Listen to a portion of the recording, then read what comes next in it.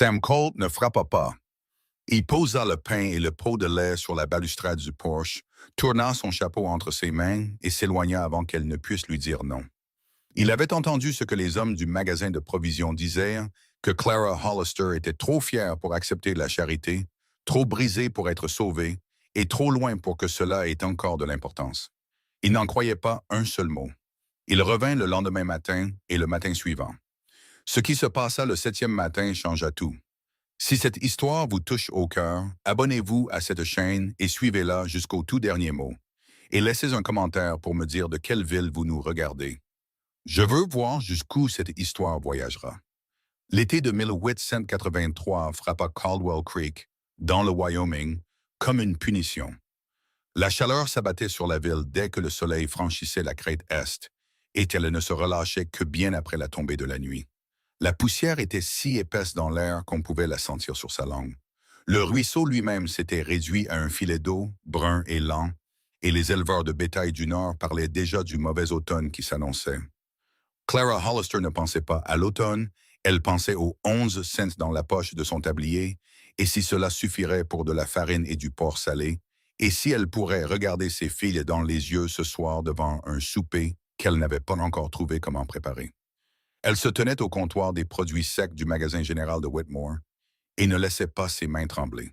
« Ce sera 42 cents, Madame Hollister, » dit Gerald Whitmore. Pas méchamment, mais pas gentiment non plus. C'était un petit homme avec un registre comptable bien tenu et une longue mémoire. Clara reposa la farine, elle reposa le porc salé, elle garda la semoule de maïs et l'unique boîte de mélasse et poussa les pièces sur le comptoir sans un mot. « Il vous manque 17 cents, même avec ce que vous avez là. »« Je sais ce qu'il me manque, » dit-elle. Elle garda le menton haut. Elle avait appris cela après 8 mois de veuvage. Garder le menton haut, garder la voix égale, et ne pas laisser Gerald Whitmore ou qui que ce soit d'autre dans cette ville voir l'endroit en elle qui s'effondrait. Derrière elle, elle entendit le murmure de 2 femmes de l'auxiliaire de l'église. Elle n'eut pas besoin de se retourner pour savoir qui elles étaient. Martha Gaines et sa sœur, Dora Pratt. Elle pouvait les identifier par le ton particulier de leur chuchotement, un son qu'elle avait appris à connaître comme on connaît le bruit d'une porte qu'on a entendu se fermer 1000 fois. « Pauvre petite, » dit Martha, ce qui était la manière la plus cruelle pour une femme de Caldwell Creek de dire quelque chose. « Thomas l'a laissée dans un sale état, » approuva Dora. « J'ai entendu dire qu'elle n'a pas payé l'impôt foncier. En septembre, le comté prendra cette terre. » Clara prit ce qu'elle pouvait se permettre et se dirigea vers la porte. Elle ne regarda aucune d'elles. Elle ne dit pas au revoir à Gerald Whitmore. Elle sortit dans le mur de chaleur de l'été et marcha le corps de mâle jusqu'à sa maison, la colonne vertébrale droite, la mâchoire serrée, et son cœur faisant quelque chose de terrible et de silencieux sous ses côtes. Elle était presque au coin de la route principale quand elle entendit des bottes sur le trottoir en bois derrière elle. Elles avançaient à un rythme qui n'était pas pressé, mais qui la rattrapait certainement. « Excusez-moi, madame. » Elle s'arrêta parce que c'était ce qu'on faisait quand on vous adressait la parole, pas parce qu'elle en avait envie. L'homme qui se présenta devant elle était grand, bien plus de 6 pieds, avec un visage qui avait été durement vécu et honnêtement brûlé par le soleil sur les pommettes, une mâchoire qui n'avait pas vu de rasoir depuis 4 ou 5 jours. Il portait les vêtements d'un travailleur, une chemise en toile délavée, un pantalon usé, des bottes qui avaient vu toutes les routes entre ici et les Dakota. Il tenait son chapeau à 2 mains, comme le fait un homme qui essaie de montrer qu'il ne veut aucun mal. « Sam Colt, dit-il, je travaille au Ranch Harding, après Ridgeline. Je sais où se trouve le Ranch Harding. »« Oui, madame. » Il tourna le chapeau une fois dans ses mains. « Je n'ai pas pu m'empêcher d'entendre. »« Alors vous auriez dû vous en empêcher, » dit-elle. Sa bouche fit quelque chose. Pas tout à fait un sourire, pas tout à fait un tressaillement. Il ne bougea pas. J'ai plus que ce qu'il me faut au dortoir. Du pain, du lait de ce matin, rien que je n'utiliserai avant que ça ne tourne. Clara le regarda de la manière dont elle avait appris à regarder les choses qui semblaient trop belles. Prudemment, et les 2 yeux ouverts pour voir ce qui n'allait pas. « Je n'ai pas besoin de votre charité, Monsieur Colt. Je n'ai pas dit que c'était de la charité. Comment appelleriez-vous ça? » « De la bienveillance entre voisins, dit-il. Vous n'habitez pas assez près pour être mon voisin. 1 demi-mile, ce n'est pas si loin. » Elle déplaça la semoule de maïs sous son bras. J'apprécie l'intention, dit-elle d'un ton qui signifiait qu'elle ne l'appréciait pas du tout et qu'il devait la laisser tranquille maintenant. Bonne journée. Elle marcha. Il ne la suivit pas. Quand Clara rentra à la maison, Sarah était dans la cour avec Ella, toutes les deux essayant de convaincre un chien apathique de jouer. Le chien, trop malin et ayant trop chaud pour s'en donner la peine. Sarah avait 12 ans, de longs membres et un regard attentif, avec les yeux sombres de Thomas et un calme trop vieux pour son visage. Ella avait 7 ans et n'avait pas encore appris à se taire sur quoi que ce soit. « Maman, qu'est-ce que tu as eu ?» cria Ella en accourant. « Assez, c'est tout ce qu'il y a comme sac, Ella. » La jeune fille se calma, mais seulement à moitié. Elle avait l'entêtement de sa mère et le talent de son père pour trouver le point faible d'une discussion et appuyer dessus. Sarah regarda les sacs. Elle ne demanda rien. Elle se contenta de les prendre des bras de Clara.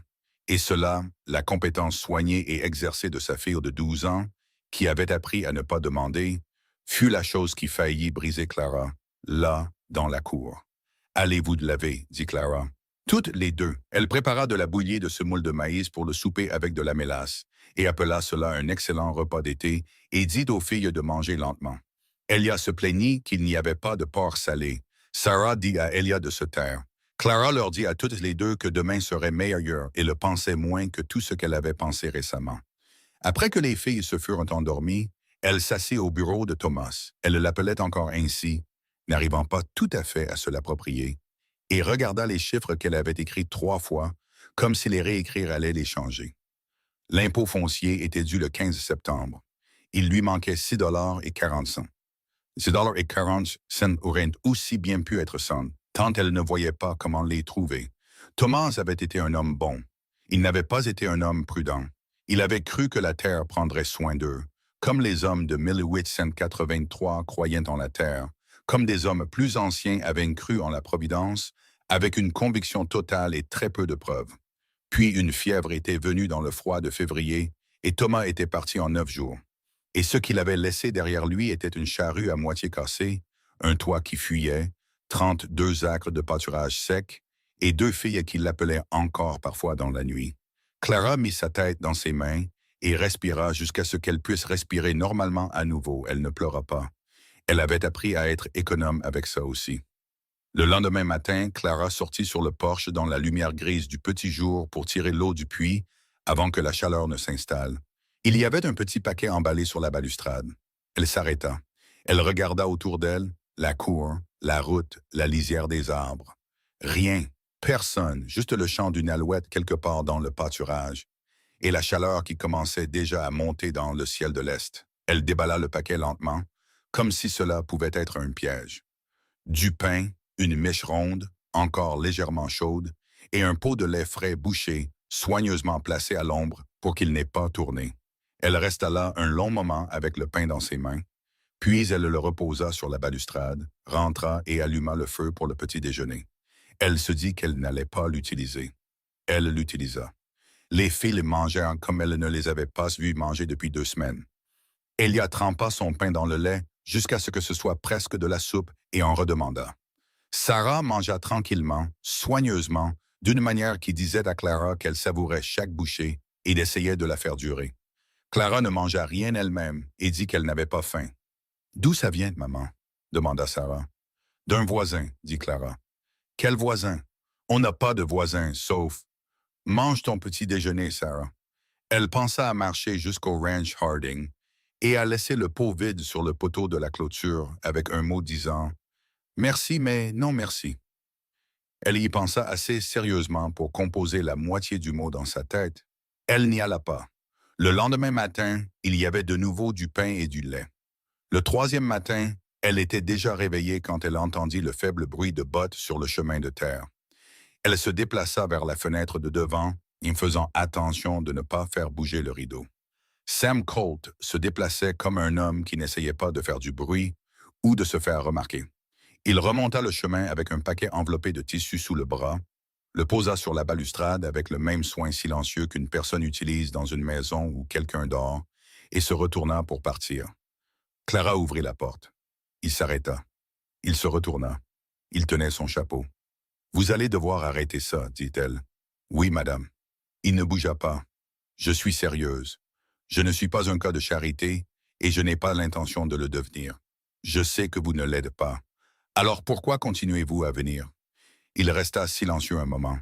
Le soleil n'était pas encore complètement levé, et dans la pénombre, il ressemblait moins à un étranger qu'à quelque chose qui avait simplement toujours été au bord de cette cour.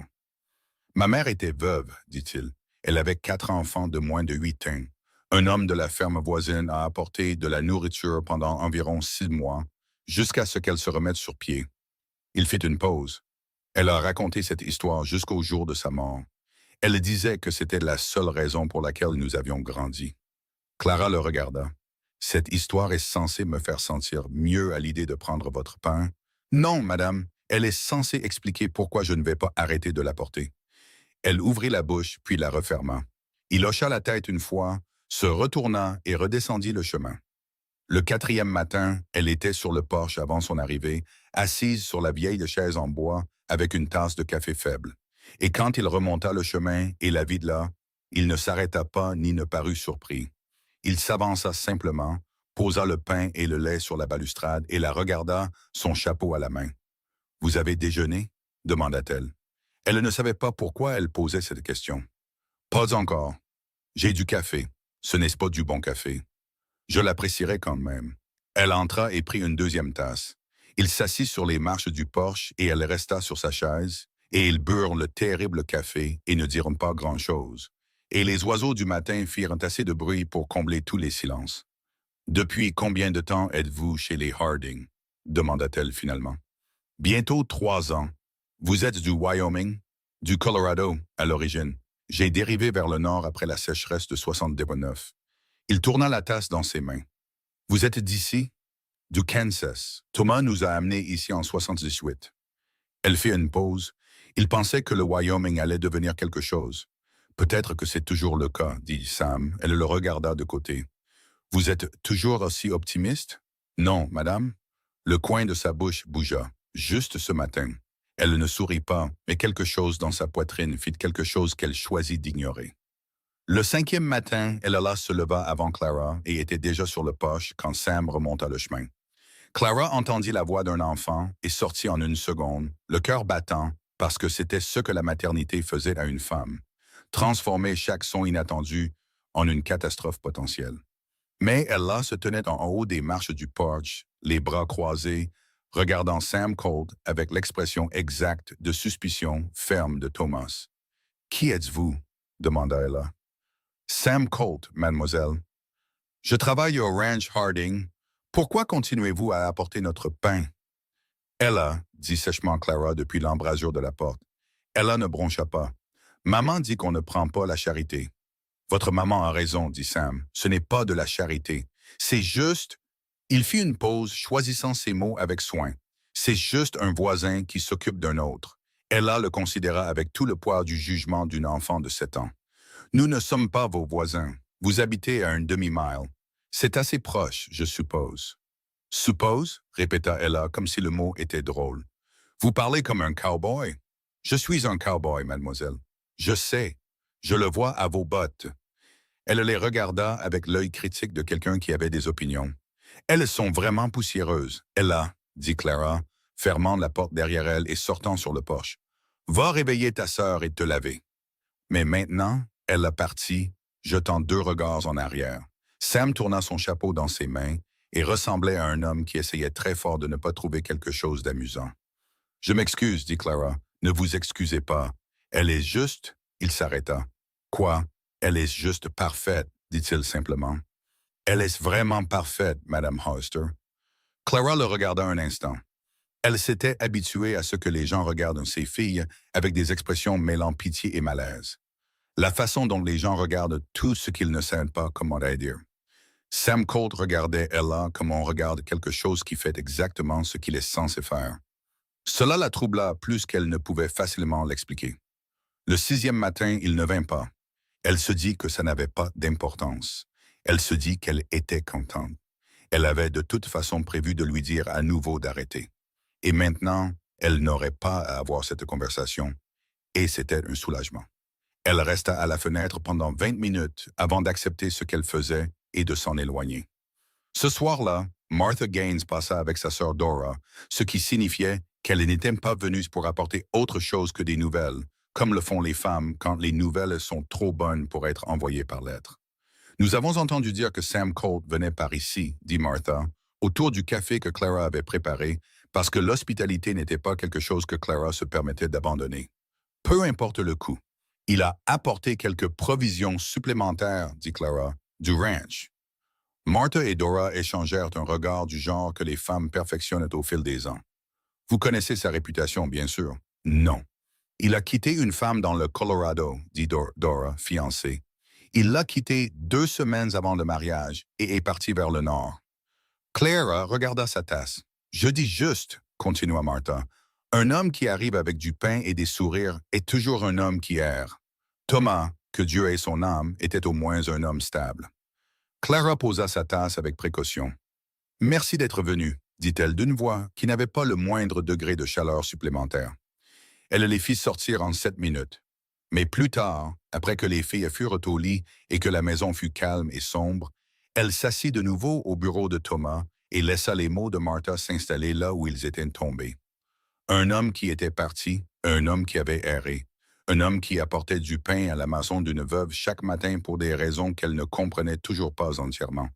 Elle se dit qu'elle s'en fichait. Elle était une femme pratique. Elle n'avait pas de place dans sa vie pour un homme qui partirait. Le 7e badinaine, elle était debout avant l'aube et elle attendait sur le porche avec son café, la colonne vertébrale droite, et tout ce qu'elle avait l'intention de dire déjà composé et prêt. Elle entendit ses bottes sur le chemin. Elle le regarda s'approcher dans la lumière du petit matin, le pain sous le bras, le pot de lait dans une main, se déplaçant avec cette certitude calme et sans hâte qui avait commencé à lui sembler, contre toute raison, quelque chose qu'elle reconnaissait. Il la vit et il ne ralentit pas. Il s'approcha de la balustrade, posa les choses et la regarda. « Monsieur Colt, dit-elle, « Madame Hollister, il faut que vous arrêtiez. » Sa mâchoire bougea. Il hocha lentement la tête. « D'accord, ce n'est pas que je n'apprécie pas. Je l'apprécie. Mais les gens parlent et j'ai des filles à qui penser et je ne peux pas avoir... » Elle s'arrêta. « Je ne peux pas avoir les gens qui pensent que je suis, que nous sommes... » « Je comprends. » Il dit... « Le comprenez-vous vraiment? » « Oui, madame. » Sa voix était calme et égale. « Je suis désolé si je vous ai rendu les choses plus difficiles. Ce n'était pas mon intention. » Elle s'attendait à ce qu'il argumente. Le manque d'arguments la déstabilisa, et dans l'espace que cela laissa, elle s'entendit poser une question qu'elle n'avait pas prévu de poser. « Pourquoi? » dit-elle.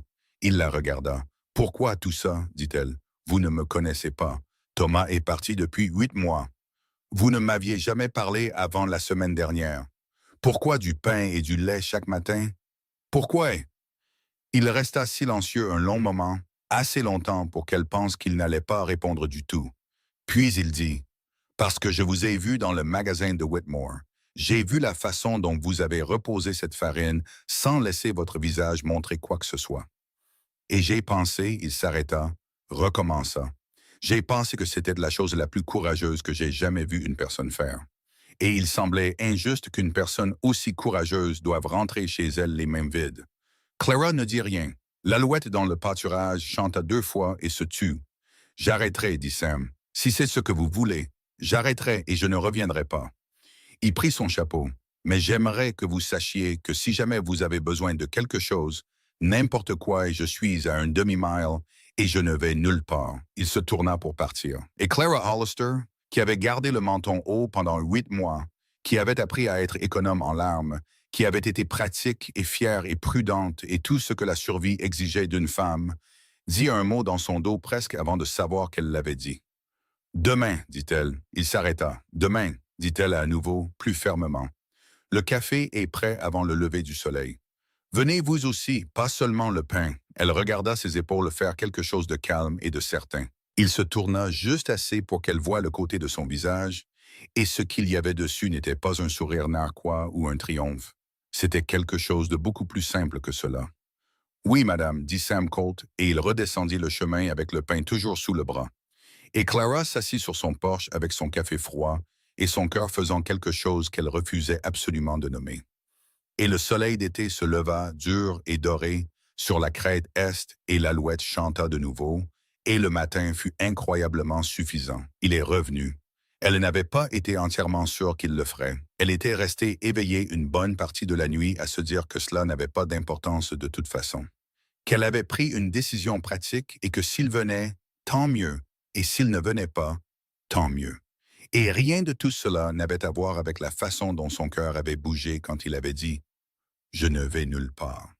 Mais il est revenu à 6h15 du matin, des bols sur le chemin, du pain sous le bras, un chapeau à la main. Et cette fois, il a frappé. Clara ouvrit la porte et s'écarta sans un mot, et il entra et posa le pain sur la table comme un homme qui l'avait déjà fait, ce qui n'était pas le cas, mais ça en avait l'air, et quelque chose à ce sujet la calma et l'alarma à parts égales. Elle versa le café. Il s'assit au bout de la table, et elle s'assit sur le côté, et ils restèrent silencieux un moment, à la manière de deux personnes qui apprenaient encore la forme du silence de l'autre. « Les filles dorment encore ?» demanda-t-il. Ella est levée. Elle attend juste de faire son entrée. Comme si elle avait été appelée. Elle a apparu dans l'embrasure de la cuisine en chemise de nuit, les cheveux en bataille, tenant une poupée de chiffon qui avait connu de meilleurs jours. Elle regarda Sam, puis sa mère, puis de nouveau Sam. « Vous êtes revenu, dit Ella. « Oui. Maman a dit que vous le feriez. » Elle se dirigea vers la table et grimpa sur la chaise en face de lui avec l'inconscience totale d'une enfant qui n'avait pas encore appris à être gênée par quoi que ce soit. Elle dit « Probablement.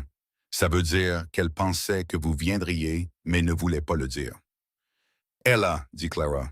C'est ce que probablement veut dire, maman. » La bouche de Sam tressaillit. Clara regarda sa tasse de café. « Comment s'appelle ta poupée? » demanda Sam. Ella le considéra, puis décida que la question était acceptable. « June. Elle porte le nom du mois. C'est un joli nom. C'est papa qui l'a nommé. » Les mots tombèrent simplement, comme un enfant les pose. Sans armure, sans cérémonie. Il disait que juin était le meilleur mois parce que tout est déjà chaud, mais l'été n'est pas encore gâché. La cuisine devint silencieuse. Sam regarda la petite fille en face de lui et quelque chose traversa son visage qu'il n'essaya pas de cacher. « Ton papa avait l'air d'être un homme intelligent. »« Il l'était, dit Ella, complètement certaine. Il était le plus intelligent. » Elle baissa les yeux sur la poupée. « Je lui parle encore. Maman dit que c'est bien. »« Ta maman a raison, dit Sam doucement. » Clara se leva et se tourna vers le poêle parce qu'elle avait besoin d'une raison pour tourner le dos à la pièce un moment. Elle entendit Ella demander à Sam s'il était déjà allé au Kansas, et Sam dire qu'il avait traversé Abilene une fois. Et elle a annoncé qu'Abilene n'était rien parce qu'elle n'y était jamais allée. Mais elle avait entendu dire que c'était plat. Et peu à peu, la cuisine se remplit de nouveau de sons ordinaires, et Clara respira jusqu'à ce qu'elle puisse respirer normalement et se retourna. Sarah apparut 10 minutes plus longtemps, habillée, lavée et attentive, et elle se tint dans l'embrasure de la porte pendant 10 bonnes secondes, regardant l'homme à la table de sa mère avant d'entrer et de s'asseoir. « Sarah, voici M. Colt, dit Clara. Il travaille au ranch Harding. »« Je sais qui il est, dit Sarah, pas méchamment. Je vous ai vu en ville. »« Oui, mademoiselle, dit Sam. » Sarah se versa du café avec l'aisance de quelqu'un qui le faisait depuis des années. Ce qu'elle faisait parce que Clara avait eu besoin d'aide. Et Sarah était simplement devenue le genre de fille qui la fournissait. Elle enroula ses deux mains autour de la tasse et regarda Sam avec les yeux sombres de Thomas. « Vous allez continuer à venir? » demanda-t-elle. « Sarah, dit Clara. Je pose une question simple, maman. » Elle ne quitta pas Sam des yeux. « Le ferez-vous? » Sam la regarda dans les yeux sans ciller. « Ça dépend de votre mère. »« Je sais que ça dépend d'elle. Je demande ce que vous voulez. » Un temps, Sam posa sa tasse. « J'aimerais bien, dit-il, si elle veut bien de moi. » Sarah soutint son regard un long moment. Puis elle regarda sa mère, et quelque chose passa entre elles que Clara ne put tout à fait saisir et classer avant que ce ne soit parti. Et Sarah hocha la tête une fois, un signe bref et privé, et reprit son café. « Le pain est bon, dit-elle. « Merci, mademoiselle. »« Ne m'appelez pas mademoiselle. J'ai 12 ans. »« Oui, madame, dit Sam en s'éclaircissant la gorge, et quelque chose se brisa à la table. Une fine veine de chaleur, et même Clara la sentit. Même Clara, qui était devenue si prudente à l'idée de ressentir des choses qu'elle avait construit tout un système de barrage autour de tout ce qui pourrait déborder. Il vint chaque matin cette semaine-là, puis la suivante. La visite prit une forme sans que personne ne décide de cette forme. Il venait à 6h15, le pain et le lait sur la table, du café après 30 ou 40 minutes de conversation qui allait du pratique à l'occasionnel et surprenant personnel, puis revenait aux pratiques. Et puis il était parti avant 7 heures parce qu'il avait un ranch à rejoindre et Clara avait des filles à envoyer à l'école et 100 tâches qui ne s'arrêtaient pour rien. Et surtout pas pour des matins sur le porche avec un homme qui avait une belle mâchoire et une manière honnête d'écouter. Elle se dit que c'était juste de la compagnie. Elle se dit que ce n'était rien dont une femme sensée devrait s'inquiéter. Un jeudi matin, vers la fin de la 3e semaine, elle lui montrait où le toit fuyait au-dessus de la chambre du fond. Et il était monté pour regarder sans qu'on le lui demande, et quand il est redescendu, elle se surprit à regarder la ligne de ses épaules contre le ciel du matin, un instant de plus que ce qui était strictement nécessaire. Et elle se détourna brusquement et se dit de se ressaisir. Clara Hollister, tu as 34 ans et tu as 2 filles et tu as un impôt foncier à payer en septembre et tu n'as pas le temps pour tout ça. Je peux réparer ça, dit-il en descendant. Samedi, si ça vous va, vous n'êtes pas obligé. Je sais que je ne suis pas obligé, Monsieur Colt. Sam, dit-il pour la première fois, juste ça, calme et constant, comme s'il avait attendu le bon moment et avait décidé que c'était celui-là. Elle le regarda. Nous buvons du café ensemble tous les matins depuis 2 semaines et demie, dit-il. Je pense que nous avons mérité de nous appeler par nos prénoms. Elle aurait dû tenir bon. Elle le savait même alors. Mais ses yeux étaient droits et sa voix était honnête et le toit fuyait au-dessus du lit de sa fille. Et elle dit, « Samedi, c'est bien Sam. » Et si la façon dont il la regarda alors fit quelque chose au système de barrage qu'elle avait construit autour de sa poitrine, elle allait continuer à être économe à ce sujet. Samedi arriva et Sam se présenta avec des matériaux de toiture qu'il disait provenir du surplus du ranch Harding. Et Clara n'avait pas posé trop de questions à ce sujet car un toit qui fuit est un toit qui fuit. Il travailla toute la matinée et elle travailla à l'intérieur et les filles tournoyaient autour de lui comme des planètes autour d'un nouveau soleil. Elle posant des questions constamment et Sarah observant avec ce regard attentif et mesuré qu'elle avait hérité de Clara. C'était en milieu d'après-midi quand Clara entendit la carriole sur la route. Elle sortit sur le porche et regarda et sentit l'aisance du matin se dissiper. Martin Calloway conduisait une belle carriole. Il l'avait toujours fait. C'était de l'agent foncier du comté, un homme de 45 ans aux larges épaules qui portait son argent, comme certains hommes portaient leur foi, visiblement et souvent. Il s'occupait des transactions immobilières, des évaluations fiscales et des affaires plus discrètes d'acquisition de terre lorsque des femmes comme Clara prenaient du retard dans leur paiement. Elle s'attendait à ce qu'ils viennent, elle ne s'attendait pas à ce qu'ils viennent si tôt. Madame Hollister, il toucha son chapeau depuis le siège de la carriole. Belle matinée. Elle l'était, dit-elle. Il descendit avec l'aisance d'un homme à l'aise partout. Il regarda sa maison, les travaux récents sur le toit, et ses yeux se posèrent brièvement et délibérément là où Sam se tenait au-dessus, observant. « Vous faites des réparations, dit Calloway. « Oui. Bien, bien. Une propriété en bon état conserve sa valeur. » Il sourit de la manière dont les gens sourient lorsque le sourire fait le travail d'une expression différente. « C'est en fait de cela que je suis venu vous parler, de la propriété. » Clara garda le menton haut. « La taxe n'est pas due avant le 15 septembre. » « Non, non, bien sûr que non. Il ne s'agit pas de recouvrement. » Il fouilla dans son manteau et en sortit un papier plié. C'était une offre d'achat. 32 acres à un prix de marché équitable. Je pense que vous trouverez le chiffre assez raisonnable, Madame Hollister, compte tenu des conditions sèches de cet été et de l'incertitude de... Non, dit Clara. Calloway cligna des yeux. Vous n'avez pas vu le chiffre. Ça n'a pas d'importance. Madame Hollister, avec tout le respect que je vous dois, je pense que vous devriez y jeter un œil. C'est ma terre. Sa voix ne trembla pas. Elle ne tremblait jamais. Mon mari a acheté cette terre, a travaillé cette terre et est enterré sur cette terre. La réponse est non. Un temps de silence. Calloway plia soigneusement le papier et le remit dans son manteau avec la patience exercée d'un homme habitué à entendre non et qui savait comment attendre. « L'offre reste valable, dit-il agréablement, jusqu'en août au moins. » Il leva de nouveau les yeux vers le toit, regarda de nouveau Sam avec la même qualité délibérée, et quelque chose changea dans son expression. Quelque chose d'évaluateur et de froid qui disparut avant d'être pleinement arrivé. « Vous avez de la bonne aide, semble-t-il. »« Bonne journée, Monsieur Calloway, » dit Clara. Il toucha son chapeau et s'éloigna. Clara resta sur le porche et ne bougea pas jusqu'à ce que le bruit de la carriole s'estompe. Puis elle entendit Sam descendre du toit derrière elle. « Vous le connaissez ?» demanda Sam. « C'est de l'agent foncier du comté. Depuis combien de temps convoite-t-il la propriété? » Elle se retourna. « Qu'est-ce qui vous fait penser qu'il la convoite? Un homme ne vient pas avec une offre d'achat préparée, à moins d'y avoir pensé depuis un moment. » Sa voix était égale, mais sa mâchoire était serrée. « Il est déjà venu avant aujourd'hui? » « Il est venu en mars, admet-elle, juste après le gel. Je l'ai refusé alors aussi. Il reviendra. Je sais. » Elle regarda la route, vide maintenant. « C'est pourquoi je dois payer cette taxe. » Sam resta silencieux un moment. « Combien vous manque-t-il? » « Ce ne sont pas vos affaires. » Clara. Prénom. Délibéré. Elle sentit l'impact, comme il l'avait voulu. « Combien? » Elle le regarda. Tel homme qui avait été sur son toit un samedi. Tel homme qui avait réparé ce qui était cassé sans rien demander en retour. Et elle sentit la guerre qui faisait rage depuis le matin au magasin de Whitmore.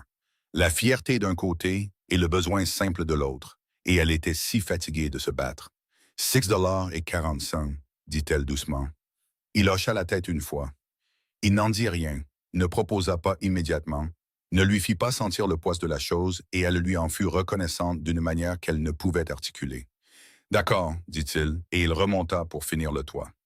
Ce soir-là, après que les filles furent au lit et que la maison fut calme, Clara entendit frapper à la porte et trouva Sam sur le porche, son chapeau à deux mains. « J'ai besoin de vous dire quelque chose, dit-il. Sa poitrine se serra. « D'accord. » Il n'entra pas.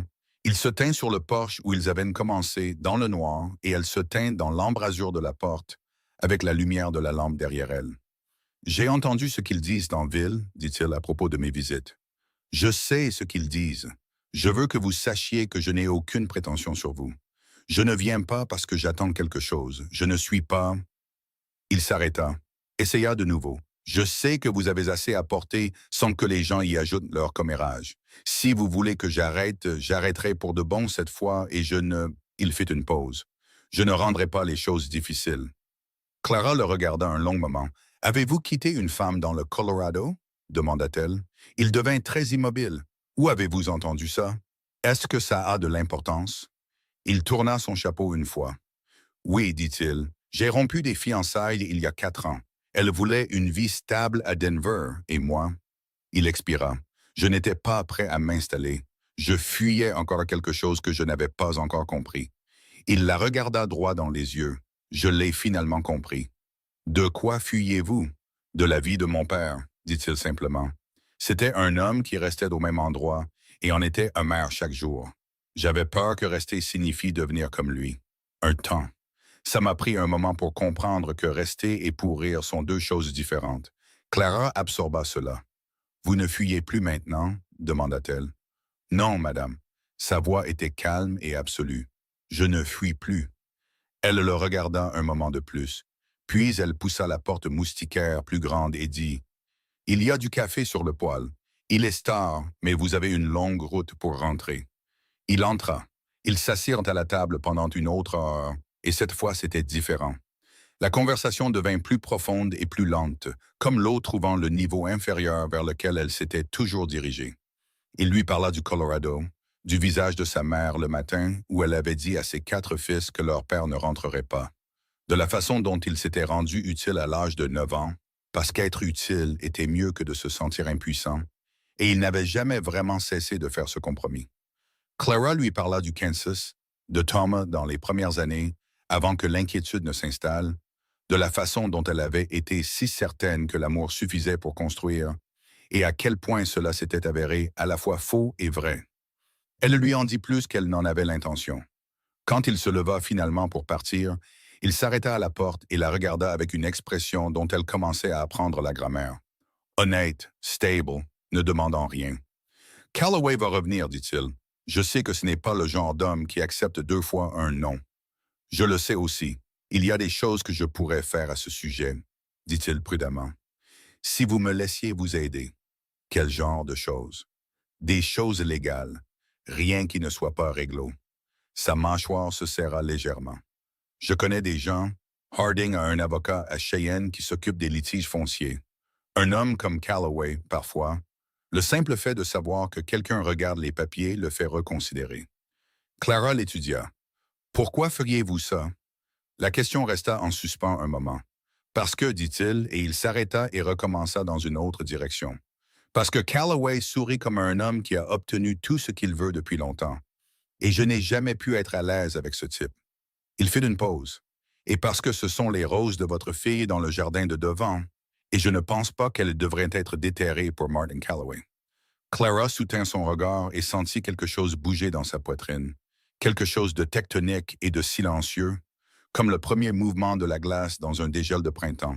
Cela lui faisait peur. Elle était assez honnête pour l'admettre. « J'y réfléchirai, dit-elle. C'est tout ce que je demande. » Il mit son chapeau. « Bonne nuit, Clara. Bonne nuit, Sam. » Elle verrouilla la porte derrière lui. Elle alla à la fenêtre et regarda sa silhouette descendre le chemin sombre jusqu'à ce qu'elle disparaisse dans la nuit d'été. Puis elle alla au bureau de Thomas et s'assit, et elle regarda de nouveau les chiffres, et pour la première fois en 8 mois, ils ne ressemblaient plus tout à fait à un verdict. Le lendemain matin, Martha Gaines était à la porte avant que Clara n'ait fini sa première tasse de café, ce qui signifiait que ce qu'elle était venue dire était soit très important, soit très satisfaisant. Et avec Martha, c'était généralement les deux. « Je pensais que vous devriez savoir, dit Martha autour du café que Clara préparait, parce que les vieilles habitudes, que Martin Calloway disait aux gens au magasin de provisions hier qu'il s'attendait à ce que la propriété Hollister soit réglée d'ici septembre. » Clara posa sa tasse. « Réglée. Son mot. Il a fait une offre. Je l'ai refusée. Je sais que vous l'avez faite, ma chérie. Je vous dis juste ce qu'il a dit. » Martha la regarda avec une expression compliquée de femme qui aimait annoncer de mauvaises nouvelles, mais croyait sincèrement que c'était pour le bien de la destinataire. Il a aussi dit, et je ne fais que répéter, qu'une femme seule avec 2 enfants et une facture d'impôt à venir ne peut tenir que si longtemps. Clara était silencieuse, et Martha ajouta le mot arrivant comme le talon d'une botte. « Il a posé des questions sur votre cowboy, sur Sam Colt. Ce n'est pas mon cowboy. Il a été sur votre toit, Clara. Il a réparé une fuite. Il est dans votre cuisine tous les matins depuis 3 semaines. » Clara regarda la fenêtre. Qu'est-ce que Calloway a découvert? L'expression de Martha changea. Quelque chose entre le triomphe d'avoir l'information et un malaise sincère quant à sa nature. « Sam Colt n'est pas juste un ouvrier de ranch, dit-elle. Il est arrivé à Caldwell Creek il y a 8 mois, à peu près au moment où Thomas est mort. » Elle fit une pause. Calloway dit que Colt a travaillé pour une société d'arpentage avant de venir chez les Harding. Il dit qu'il pourrait être en train de repérer des propriétés pour des acheteurs extérieurs. La cuisine devint très silencieuse. Clara entendit l'horloge sur la cheminée faire tic-tac. Elle entendit Ella rire de quelque chose que Sarah avait dit dans la chambre du fond. Elle sentit les mots se réorganiser dans sa poitrine, prenant un nouveau poids et une nouvelle forme. Et elle resta assise avec ça et ne laissa rien paraître sur son visage. « Merci, Martha, » dit-elle prudemment. « Également. » Martha partit et Clara resta seule à la table où Sam s'était assis chaque matin pendant 3 semaines avec son pain et ses yeux honnêtes et son « je ne fuis plus ». Et elle regarda la chaise vide en face d'elle et sentit le froid entrer par les fissures. 6h15 le lendemain matin, elle était sur le porche quand elle entendit ses bottes sur le chemin. Elle avait laissé la porte fermée. Il s'approcha, la vit et s'arrêta, la regardant assise là, les 2 mains autour de sa tasse et aucune deuxième tasse visible. Et elle vit quelque chose passer dans ses yeux, quelque chose de rapide et de prudent. Et il se tint au bas des marches du porche et attendit. « J'ai besoin de vous poser une question, Clara dit. Et j'ai besoin d'une réponse franche, d'accord. Avez-vous travaillé pour une société d'arpentage avant de venir chez les Harding? » Il ne répondit pas immédiatement. Et dans cette demi-seconde de silence, elle sentit tout ce qu'elle s'était prudemment, obstinément permis de construire ces 3 dernières semaines, basculer sur ses fondations. « Oui, dit-il. » Le mot tomba entre eux comme une pierre jetée dans une eau calme, et Clara sentit les ondes se propager dans sa poitrine. « Oui, » dit Sam à nouveau, comme si une fois n'avait pas suffi, comme s'il voulait s'assurer qu'elle l'avait bien entendu. « J'ai travaillé pour la Continental Land and Survey Company de Denver de 1879 au printemps de 1882. Clara le regarda. Elle ne dit rien pour l'instant. Elle avait appris que le silence était un meilleur instrument que la colère quand on avait besoin de la vérité, car la colère donnait à un homme quelque chose contre quoi se battre, et le silence ne lui donnait rien d'autre que lui-même. J'ai quitté ce travail, dit-il, avant de venir ici. Pourquoi? Il monta d'un pas. Elle ne l'arrêta pas. Parce que j'ai découvert ce que la société faisait vraiment. Ils ne se contentaient pas d'arpenter des terres pour le développement. Ils identifiaient des propriétés, des fermes de veuves, des concessions abandonnées, tout ce qui avait un problème de taxes ou de titres de propriété, et transmettaient ces informations à des acheteurs qui avaient des relations avec les agences du conseil. Il fit une pause. Des hommes comme Calloway. Les mains de Clara se resserrèrent sur sa tasse. Vous me dites que vous faisiez exactement ce que Calloway me fait. Je vous dis que j'arpentais des propriétés. Je ne savais pas à quoi servaient les informations avant d'y être depuis 2 ans. Sa mâchoire était serrée. Quand je l'ai découvert, j'ai démissionné. Je suis entré dans le bureau, j'ai posé le kit d'arpentage sur le bureau et je n'ai pas regardé en arrière. Et puis vous êtes venu à Caldwell Creek 8 mois plus tard. Oui, à peu près au moment où Thomas est mort. Il la regarda dans les yeux. Je ne connaissais pas Thomas Hollister. Je ne connaissais pas votre nom avant de vous voir au magasin de Whitmore. Je suis venu à Caldwell Creek parce que Harding avait besoin d'un coup de main et que j'avais besoin de travail et que j'en avais fini de dériver. Il fit un autre pas. Il était au pied des marches du Porsche maintenant, assez près pour qu'elle puisse voir l'expression exacte de son visage, qui était celle d'un homme qui avait fait quelque chose de mal qu'il ne pouvait pas défaire et qui avait décidé que la seule chose qui restait était de l'assumer sans broncher. Je vous le jure, Clara, sur la tombe de ma mère, je n'avais aucune connaissance de votre terre. Je n'avais aucun intérêt pour votre propriété. Je suis venu à ce magasin général et j'ai vu une femme reposer de la farine qu'elle ne pouvait pas se permettre. Et j'ai pensé à ma mère et j'ai agi. C'est tout. Clara écouta chaque mot. Elle mesura chacun d'eux par rapport à ce qu'elle savait de lui, c'est-à-dire 3 semaines de matin, et un homme qui s'asseyait avec ses filles comme on s'assoit avec des enfants qu'on voit vraiment, et un toit réparé un samedi, et une voix qui disait « Je ne fuis plus ». Dans le noir, elle voulait le croire. Elle était terrifiée de voir à quel point elle voulait le croire. « J'ai besoin que vous partiez, dit-elle. Son visage ne se décomposait pas. Il tenait bon. D'accord, j'ai besoin de temps pour réfléchir. Je comprends. Je ne suis pas... Elle s'arrêta, se reprit. Je ne dis pas que je pense que vous mentez. Je dis que je ne sais pas encore. Et tant que je ne saurai pas, je ne peux pas vous avoir à cette table. Il hocha la tête une fois. Il n'argumenta pas, n'insista pas, n'essaya pas de revenir sur son oui. Il mit son chapeau, se retourna et descendit le chemin. Et Clara le regarda partir et ne le rappela pas. Et le matin semblait énorme et vide, et elle détestait que ce soit le cas. Elle ne dormit pas beaucoup les 2 nuits suivantes. Elle rejoua les conversations dont elle se souvenait, mot pour mot, cherchant les coutures, les endroits où un homme menant un jeu à long terme aurait glissé et montré la mécanique en dessous.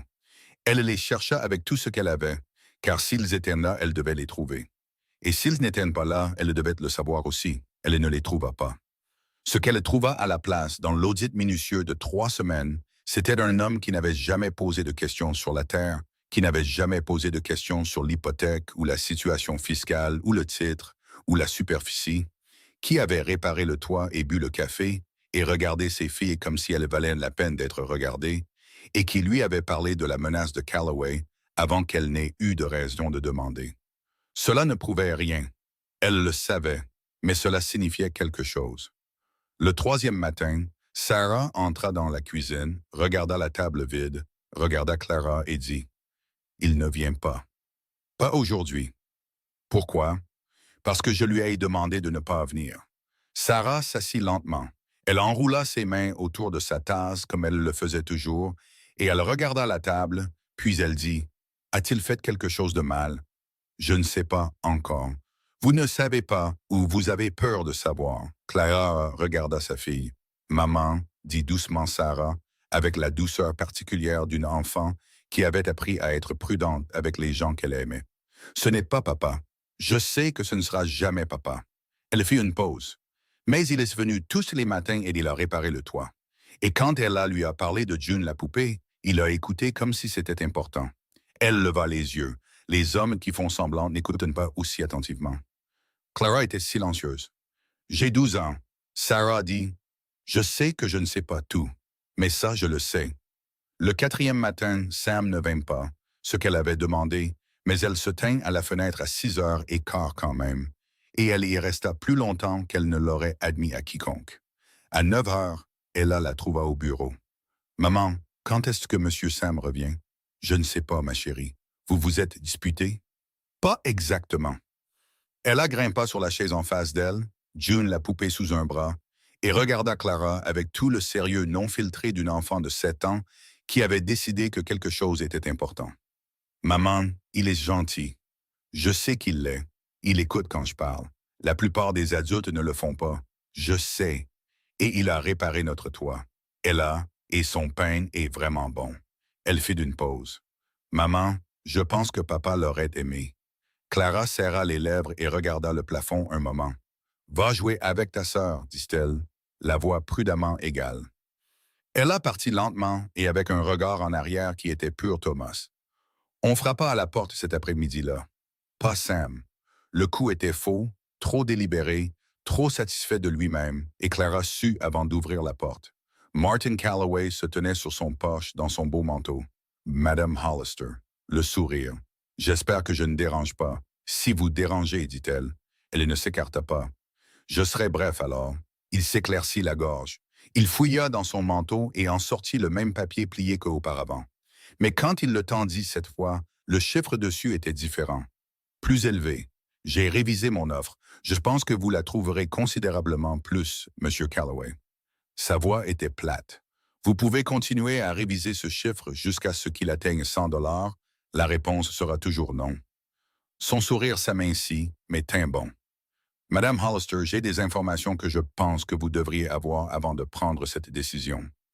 Par courtoisie. Je ne veux pas de vos courtoisies. Cela concerne Sam Cole. Il prononça le nom comme un homme joue une carte qu'il a gardée pour le bon moment. Vous savez qu'il a travaillé pour Continental Land and Survey. Elle garda son visage impassible. Je sais. Cela le surprit. Elle le vit, mais il se reprit rapidement. Alors vous savez que Continental a des contrats actifs dans 3 comtés du Wyoming, y compris celui-ci. Il fit une pause, laissant le poids s'installer. L'homme qui travaille sur votre toit est toujours sur leur liste de paye, Madame Hollister. Il n'est jamais parti. Les mots la frappèrent comme de l'eau froide. Elle regarda Calloway et elle le hagea. Le timing prudent de cette visite, les 4 jours d'absence de Sam, le plaisir particulier sous l'inquiétude dans la voix de Calloway. Et elle dit, « Montrez-moi. » Il cligna des yeux. « Je vous demande pardon. Montrez-moi la preuve. Si vous allez faire cette affirmation, montrez-moi quelque chose qui la soutient. Un temps, je n'ai pas ce document avec moi. Alors revenez comme vous en aurez. » Elle posa sa main sur la porte. « Bonne journée, Monsieur Calloway. » Elle la ferma sur son visage. Puis elle se tint le dos contre elle et respira et se laissa sentir la peur pendant exactement 30 secondes avant de la mettre de côté et de penser clairement. Calloway était venu 4 jours après le départ de Sam. Il savait que Sam était parti. Cela signifiait qu'il l'avait surveillé, ce qui signifiait qu'il voulait l'isoler, ce qui signifiait que la présence de Sam était quelque chose que Calloway essayait activement de supprimer. Un homme qui travaillait avec Calloway n'aurait pas besoin d'être supprimé. Elle garda cette pensée. Elle la testa sous tous les angles. Puis elle alla dans sa chambre, ouvrit le coffre au pied du lit et trouva le papier qu'elle y avait mis en mars, la première fois que Calloway était venu avec son offre, 2 semaines après la mort de Thomas. Elle le relut attentivement, regarda les notes d'arpentage dans les marges qu'elle n'avait pas comprises alors, les numéros de parcelles, les chiffres d'évaluation, regarda la date. Cette offre avait été préparée 3 semaines avant la mort de Thomas. Elle resta assise avec ça un long moment. Puis elle mit son chapeau et marcha le demi-mile jusqu'au ranch Harding. Il était dans la cour quand elle passa le portail, travaillant sur une section de clôture avec 2 autres ouvriers, et il la vit avant qu'elle ne dise quoi que ce soit. Il posa les outils et s'approcha d'elle, son visage faisant cette chose prudente qu'il faisait quand il attendait de savoir quel genre de conversation allait avoir lieu. Calloway est venu. Elle dit, il y a 1 heure, il dit que vous êtes toujours sur la liste de paye de Continental. L'expression de Sam se durcit. C'est un mensonge. J'ai besoin de plus que votre parole. Je sais que vous en avez besoin. Il se dirigeait déjà vers la grange. Venez avec moi. Elle le suivit à l'intérieur. Il alla à une boîte verrouillée sur l'étagère au-dessus de sa couchette, l'ouvrit et lui tendit une enveloppe pliée. À l'intérieur se trouvait une lettre datée d'avril 1882 sur du papier et en tête de la Continental Land and Survey, libérant formellement Samuel R. Colt de son contrat et de toutes ses obligations affiliées, signée par le directeur de la société. Elle l'a lu 2 fois. C'est l'original, dit-il. Je l'ai gardé parce que je savais qu'un jour quelqu'un dirait exactement ce que Calloway a dit. Elle leva les yeux. L'offre de Calloway était datée de 3 semaines avant la mort de Thomas. Quelque chose changea sur le visage de Sam. Quelque chose de froid et de concentré. Comment le savez-vous? C'était sur l'offre originale. Je n'avais pas compris la date à l'époque. Je la comprends maintenant. Elle le regarda dans les yeux. Il planifiait ça avant même que Thomas ne soit enterré. Sam resta silencieux un moment, très silencieux. Puis il dit, « J'ai besoin que vous me laissiez vous montrer quelque chose. » Il sortit une carte pliée de la même boîte. Une carte d'arpentage dessinée à la main avec des lignes de propriété et des numéros de parcelles marqués dessus. Il l'étala sur la couchette et pointa une parcelle dans le coin nord-ouest. « C'est votre terre, dit-il. Toutes les 32 acres. » Elle regarda. « C'est une ligne d'étude hydrologique qui longe le bord nord-est de votre propriété. » Il la traça avec un doigt. « Il y a une source souterraine. Elle a été identifiée lors d'un arpentage de Continental il y a 6 ans et n'a jamais été rendue publique parce que la société avait pour politique de conserver ce genre d'informations pour les acheteurs. » Il fit une pause. « Clara, votre terre n'est pas seulement 32 acres de pâturage sec. En dessous se trouve la meilleure source d'eau douce dans un rayon de 20 miles. » Elle fixa la carte. Calloway le sait. Sam dit que c'est pour ça qu'il convoite cette propriété depuis avant la mort de Thomas. S'il obtient votre terre, il contrôle les droits sur l'eau pour chaque ranch de la vallée, chaque ferme. Il peut facturer ce qu'il veut, vendre ce qu'il veut, et personne ne peut rien y faire. Tout le poids de la chose la traversa lentement, comme le font les grandes choses, trop grandes pour que l'esprit les saisisse toutes en même temps. « Vous saviez pour l'étude hydrologique, dit-elle. J'ai arpenté cette propriété, dit-il, en 1881, avant de savoir à quoi servaient les informations. » Il la regarda dans les yeux. « Quand je suis arrivé à Caldwell Creek et que j'ai reconnu le numéro de parcelle sur la liste du comté, j'ai su ce que Calloway faisait. C'est pourquoi je suis venu à votre magasin ce matin-là, non pas pour aider Calloway, mais pour trouver comment l'arrêter. » Clara le regarda. Elle regarda la carte. Elle regarda la lettre dans sa main. « Pourquoi ne me l'avez-vous pas dit, dit-elle, dès le début? Pourquoi le pain et le café et 3 semaines de... Parce que vous n'auriez pas cru un étranger qui serait venu vous dire que la terre de votre défunt mari avait une source d'eau secrète et que l'agent du comté menait une combine. Il était direct, sans scier. Vous m'auriez dit d'aller au diable et vous auriez fermé la porte, et vous auriez eu raison de le faire. J'avais besoin que vous sachiez que je n'allais nulle part d'abord. » La grange était très silencieuse. « Alors le pain, commença-t-elle. « C'était du pain, dit-il fermement. Cette partie-là, c'était juste ce que j'ai dit. Ma mère était veuve. Je sais ce que ça fait. Le pain était réel. » Elle serra les lèvres. Elle regarda la ligne d'arpentage sur la carte, la fine ligne de crayon longeant son bord nord-est, et elle pensa à Thomas, qui avait cru que la terre prendrait soin d'eux. Et peut-être, d'une manière qu'elle n'aurait pas pu imaginer, elle avait essayé de le faire depuis le début. « Que faisons-nous » dit-elle. La question le surprit. Elle pouvait voir que le « nous » de la question. Il la regarda un moment avec cette expression dont elle apprenait la grammaire. Et puis il dit, « Il y a un avocat spécialisé en droit foncier à Cheyenne. Harding l'a utilisé 2 fois. Si nous pouvons lui fournir les preuves de l'arpentage et la date de l'offre originale de Calloway, nous pouvons déposer une injonction contre toute vente forcée et ouvrir une enquête pour fraude auprès du comté. Combien de temps cela prend-il? 1 semaine, peut-être 2 si je chevauche vite. Vous iriez à Cheyenne? Je partirai demain. » Elle le regarda. « Vous feriez ça? Oui. Pourquoi? » Il soutint son regard et il n'y avait rien dans son visage qui jouait un rôle. C'était juste un homme vu de part en part et qui ne détournait pas le regard. Parce que vous avez reposé cette farine sur l'étagère et que vous êtes sorti le menton haut, dit-il, et je n'ai pas cessé de penser à ça depuis le jour où je l'ai vu. Et parce que quoi que ce soit, il fit une pause, cherchant le mot. Quoi qu'il se soit passé entre nous chaque matin à cette table, je ne veux pas laisser Calloway le prendre. Il expira, et parce que ce sont vos filles dans cette maison et qu'elles méritent de grandir sur une terre qui est la leur. Clara resta silencieuse assez longtemps pour qu'un homme moins patient aurait rempli le silence. Sam Colt attendit. « D'accord, dit-elle finalement. Allez à Cheyenne. » Quelque chose dans ses épaules se détendit. « Je serai de retour dans 8 jours. Je serai là. » Il plia la carte et la lui tendit. « Gardez ça. Ne laissez pas Calloway entrer dans votre maison pendant mon absence. » Elle la prit. Leurs doigts se frôlèrent. La première fois que quelque chose de ce genre s'était produit, et aucun d'eux n'en fit cas à voix haute. Mais elle le sentit dans sa main tout le long du chemin du retour. Il partit le lendemain matin, avant le lever du soleil. Elle ne le vit pas partir, mais Ella vint dans sa chambre à 5h30 pour dire qu'il y avait quelque chose sur le porche. Et Clara sortit et trouva une semaine de pain enveloppé dans un tissu et un pot de lait frais, et une seule note pliée qui disait, d'une écriture simple et sans fioritures, « Le café a intérêt à être chaud quand je reviendrai. » Clara resta sur le porche et regarda cette note pendant un long moment. Puis elle la plia, la mit dans la poche de son tablier et la garda là. Il fut parti pendant 8 jours. Le 5e jour, Calloway revint. Il n'apporta pas l'offre révisée cette fois. Il vint avec un homme que Clara ne reconnut pas. Grand, silencieux, le genre de silence qui était sa propre sorte de bruit. Et ils se tinrent au pied des marches du porche. Et Calloway dit agréablement et précisément, « J'ai déposé une requête auprès du comté pour faire évaluer la propriété pour un ajustement de taxes en souffrance. Madame Hollister, le 15 septembre est une date butoir.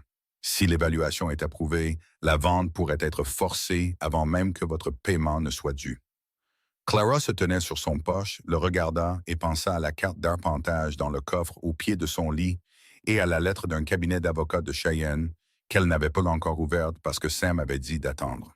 « J'ai hâte d'en discuter avec mon avocat, dit-elle. Calloway cligna des yeux. « Votre avocat? Bonne journée, Monsieur Calloway. » Elle les regarda s'éloigner et elle sentit la peur la traverser et elle la laissa faire.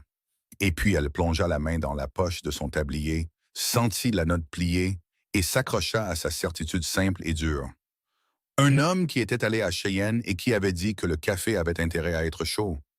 Le 8e jour, Sam Colt remonta le chemin au crépuscule, de la poussière sur son manteau et quelque chose dans son expression qu'elle ne put lire jusqu'à ce qu'il soit assez proche pour qu'elle voie que ce n'était pas de la défaite.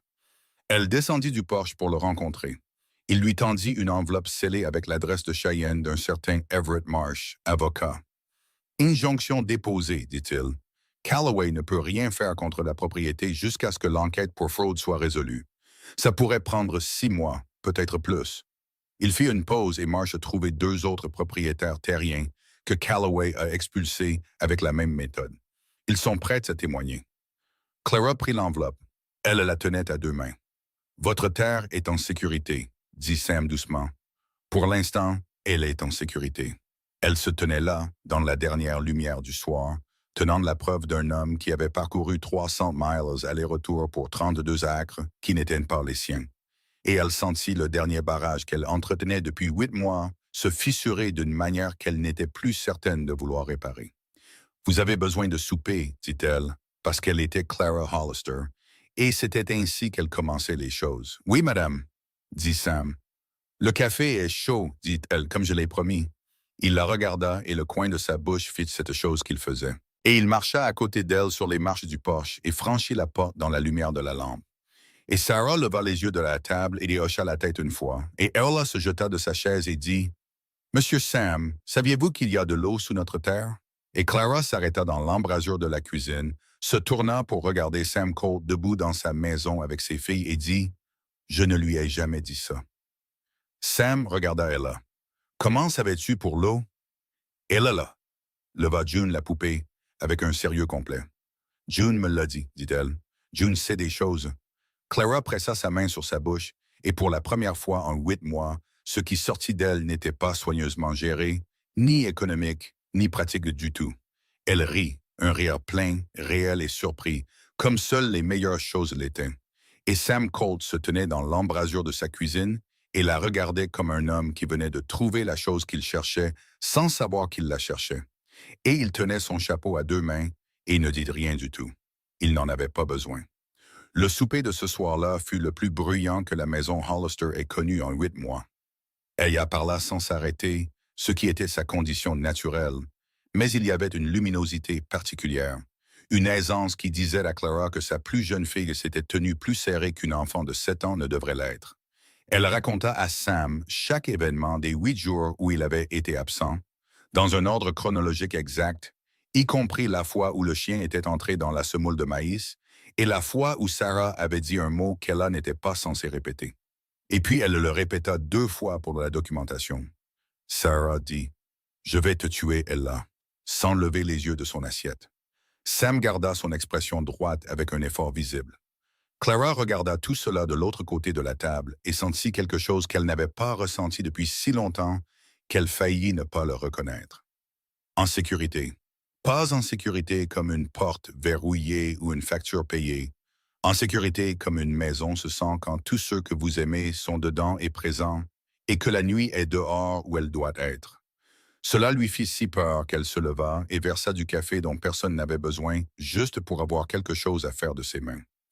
Après que les filles furent au lit, elle et Sam s'assirent à la table comme ils l'avaient fait dans les premières semaines.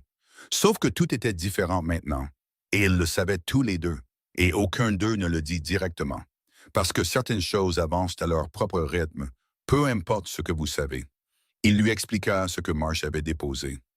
L'injonction, l'enquête pour fraude, les 2 autres propriétaires terriens qui avaient été chassés de leur propriété en utilisant le même schéma de Callaway d'offres d'achat anticipées et de pression fiscale fabriquée. Il était complet et clair, comme un homme qui respecte l'intelligence de son interlocuteur. Et Clara écoutait et posait des questions pointues, et il répondait à chacune sans détour. « Combien de temps avant que l'enquête ne soit résolue ?» demanda-t-elle. Marsh dit 6 mois minimum. Ça pourrait être 1 an. Il fit une pause. Mais Callaway ne peut rien faire contre vous pendant cette période. Toute tentative de vente est automatiquement contestée, et le paiement de la taxe, le 15 septembre, est toujours une réalité. Oui, il ne détourna pas le regard. J'ai de l'argent de côté. La mâchoire de Clara se serra. Non, Clara. Non, Sam. Cette ligne, je la tiens. Elle le regarda fixement. Je trouverai 6,40 $. Je vendrai la charrue avant de vous emprunter de l'argent. Il étudia son visage un moment, et elle put le voir mesurer la distance entre l'insistance et le respect, et elle fut heureuse quand il se rangea du bon côté. D'accord, dit-il. Merci, dit-elle, pour Cheyenne, passez. Pour tout. Il tourna sa tasse dans ses mains. Clara, j'ai besoin de dire quelque chose, et j'ai besoin que vous me laissiez le dire sans m'arrêter. Elle devint immobile. Je sais que le moment est mal choisi, dit-il. Je sais que vous avez la situation de la terre et la taxe, et 2 filles et 8 mois à essayer de tout maintenir ensemble, et je sais qu'ajouter quoi que ce soit par-dessus n'est pas...